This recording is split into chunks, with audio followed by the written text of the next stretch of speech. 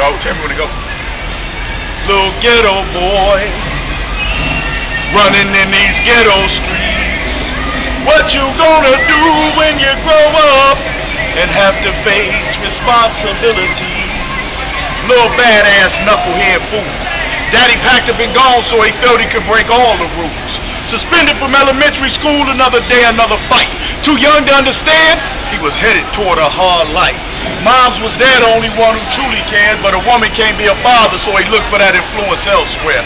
Pimps and players, killers and dope dealers. We comprehend by what we see him with his eye on the prize. No doubt one of these he would beat. What about his future? He had no fear.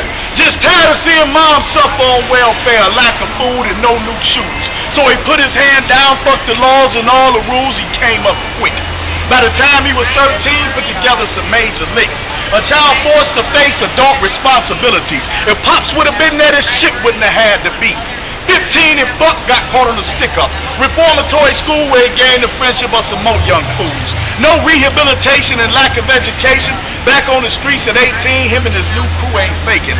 Sawed off pump with a pistol grip. 9mm tucked in his pants at the hip. Money was his only motivation, and selling crack became the temptation for acceleration. In a game where the higher you go, the longer you fall. Crash test dummies headed for the wall.